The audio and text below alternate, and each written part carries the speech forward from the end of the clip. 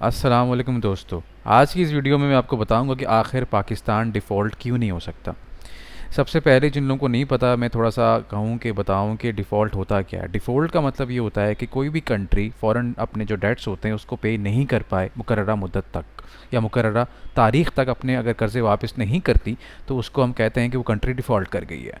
इसी बिल्कुल सिंपल ऐसे ही जिस तरह कोई भी फ़र्द है उसने अगर कर्ज़ा लिया हुआ है और उसने कहा हुआ है कि मैं इस महीने की इस तारीख तक आपको कर्ज़ा वापस कर दूंगा और वो नहीं दे पाता, तो उसका मतलब है कि वो डिफ़ॉल्ट कर गया। और वो कहता है कि मेरे पास नहीं है पैसे, तो इसका मतलब यह है कि वो डिफ़ॉल्ट कर गया। अब दूसरा बहुत इंपॉर्टेंट सवाल ये है कि अगर एक कंट्री डिफ़ॉल्ट करती है तो आया क्या होता है, क्योंकि लोगों के जहनों में बड़ा खौफ है कि पाकिस्तान डिफ़ॉल्ट कर जाएगा, खुदा न खास्ता पता नहीं क्या हो जाएगा, आग लग जाएगी। श्रीलंका के हालात को भी हमने बहुत बढ़ा चढ़ा कर पेश किया है। तो अगर कोई मुल्क डिफ़ॉल्ट करता है, तो जिस तरह एक कंपनी डिफ़ॉल्ट करती है, तो होता ये है कि उस अदालत के ज़रिए उस कंपनी के एसेट्स को बेचा जाता है और उसके जो कर्ज ख्वाह होते हैं उनको वो पैसे वापस किए जाते हैं और कंपनी डिफ़ॉल्ट करे बाद इसके एसेट्स लिक्विडेट हो जाते हैं। लेकिन इसी तरीके से अगर एक कंट्री डिफ़ॉल्ट करती है तो उसके अंदर की अदालत में नहीं जाया जा सकता, लेकिन उसमें जो क्रेडिटर्स होते हैं यानी जो कर्ज़ा देने वाले होते हैं वो ये करते हैं कि वो उनकी वजह से बाकी उस कोई भी मालियाती इदारा या कंट्री उस मुल्क को मज़ीद कर्ज़ा नहीं देती, मज़ीद कर्ज़े बंद हो जाते हैं। सबसे इंपॉर्टेंट एक उसका इमीडिएट एक उसका कंसिक्वेंस ये निकलता है। दूसरा ये होता है कि जब आप एक डिफ़ॉल्ट कर जाते हैं तो आपके मुल्क से जो फ़ॉरेन एक्सचेंज होती है वो बाहर निकलना शुरू हो जाती है। जो एमएनसीज होती हैं, मल्टीनेशनल कॉरपोरेशंस, वो अपने ऑपरेशंस बंद कर देती हैं, बाहर से इन्वेस्टमेंट आना बंद हो जाती है। क्यों? क्योंकि इन्फ्लेशन बढ़ जाता है, इकॉनमी स्टैग्नेंट हो जाती है और फिर आपके पास अगर फॉरेन रिजर्व्स नहीं है तो आप इंपोर्ट करने आपके लिए मुश्किल हो जाता है। ख़ास तौर पे तेल या इस तरह की जितनी भी चीज़ें हैं जो लोग ज़्यादातर इंपोर्ट करते हैं वो मुश्किल हो जाती है और इकोनॉमिक सिचुएशन जो होती है वो एक अब नाखुशगवार हो जाती है, जिसकी वजह से अनएम्प्लॉयमेंट बढ़ती है और महंगाई बढ़ जाती है। ये डिफ़ॉल्ट करने से कुछ चीज़ें हो सकती हैं। इसके अलावा अब जो हम आते हैं, जो एक बहुत ही इंपॉर्टेंट सवाल है कि कितने मुल्कों ने डिफ़ॉल्ट किया है रिसेंटली।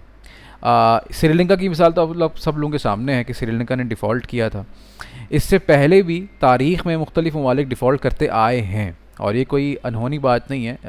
बहुत ही करीब अभी लेबनान ने डिफ़ॉल्ट किया, अर्जेंटीना डिफ़ॉल्ट हुआ और इसके अलावा जो है वो श्रीलंका और यूक्रेन डिफ़ॉल्ट हुआ। अच्छा, रशिया भी डिफ़ॉल्ट हो गया। अभी पिछले मंथ रशिया को अपना कर्ज़ अदा करना था 22 जून को, लेकिन वो नहीं दे सका और उसने कहा कि मैं अभी ये कर्ज़ नहीं दे सकता। तो ये भी एक डिफ़ॉल्ट की ही एक किस्म है कि वो डिफ़ॉल्ट कर गया।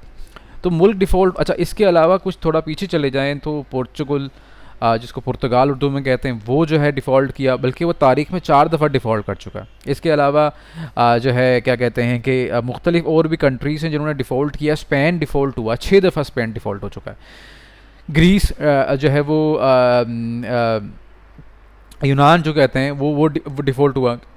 और कंट्रीज़ डिफ़ॉल्ट होती हैं उसके बाद ज़रूरी नहीं है कि that is not end of the world. Default होने का ये मकसद नहीं है कि मुल्क खुदा न खास्ता बर्बाद हो गया और वो वापस बाउंस बैक नहीं कर सकता। कंट्रीज़ डिफ़ॉल्ट किया उन्होंने और वापस बाउंस बैक किया, तारीख में इसकी मिसालें मौजूद हैं। और डिफ़ॉल्ट करने के बाद भी वो कर्ज़े अपने वापस कर देते हैं। डिफ़ॉल्ट करने का सम टाइम ये मकसद होता है कि इस टाइम तक नहीं कर सकते, हम 1 साल बाद या 2 साल बाद आपके कर्ज़े वापस कर लेंगे। तो कंट्रीज़ ने डिफ़ॉल्ट किया है और वो उससे वापस बची हैं। तो ये चीज़ें तो बिल्कुल समझ ले और इसमें खौफज़दा होने की ज़रूरत नहीं है पाकिस्तान के हालात को देख के कि हम लोग खुदा न खास्ता क़यामत आने वाली है पाकिस्तान के ऊपर और बिल्कुल सब कुछ ख़त्म होने वाला है। ऐसा बिल्कुल नहीं होगा। अच्छा, अब मैं जो इस वीडियो का सबसे इम्पोर्टेंट जो पार्ट है वो है कि आखिर पाकिस्तान डिफ़ॉल्ट क्यों नहीं हो सकता। देखिए, बहुत सिंपल सी बात है। पाकिस्तान दुनिया का 5वां बड़ा मुल्क है और इसके जो एसेट्स हैं वो बेतहाशा हैं। सिर्फ पाकिस्तान के अंदर नहीं, पाकिस्तान के एसेट्स दुनिया के बाहर भी मौजूद हैं। तो अगर खुदा न खास्ता हमारे ऊपर कोई बुरा वक्त आता है तो हम उन एसेट्स को लिक्विडेट करके अपना फॉरेन डेट देने के काबिल हो सकते हैं।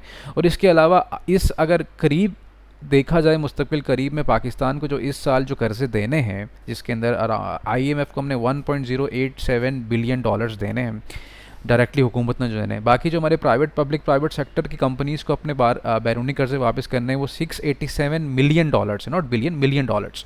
अच्छा, ये हमने इस साल के आखिर तक वापस करने हैं और हमारे पास इस वक्त रिजर्व्स में 8 से 10 बिलियन डॉलर पड़े हुए हैं। तो अभी फौरी तौर पे कोई इम्कान नहीं है कि हम लोग बैरूनी कर्ज ना देने की कोई सूरत हाल पैदा हो जाए।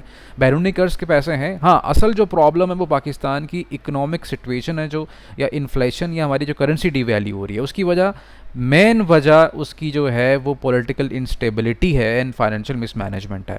पाकिस्तान की सियासी हालात की वजह से इन्वेस्टर्स भाग रहे हैं यहाँ से, और वो मुल्क के अंदर जो अपने पाकिस्तान के इन्वेस्टर्स हैं या पाकिस्तान के अंदर जो कॉपरेशंस हैं वो पैसा पार किए हुए हैं, वो पाकिस्तान में पैसा या डॉलर्स नहीं लेके आ रहे, जो मेन वजह है। एक गैर यकीनी की सूरत हाल है, और सियासी पार्टियों के अंदर जो आपस में चपकलिश है जिसकी वजह से इकॉनमी इस वक्त पाकिस्तान की बुरे हालात से गुजर रही है। तो ये एक बहुत इंपॉर्टेंट बात है जो मैं आपको बताऊं, और इसीलिए फौरी तौर पे पाकिस्तान, अच्छा जेपी मॉर्गन जो बहुत बड़ा मालियाती इदारा है, उसकी अभी रिसेंटली बिल्कुल एक रिपोर्ट आई है और उसने साफ कहा कि पाकिस्तान डिफ़ॉल्ट नहीं कर सकता मुस्तकबिल करीब के अंदर।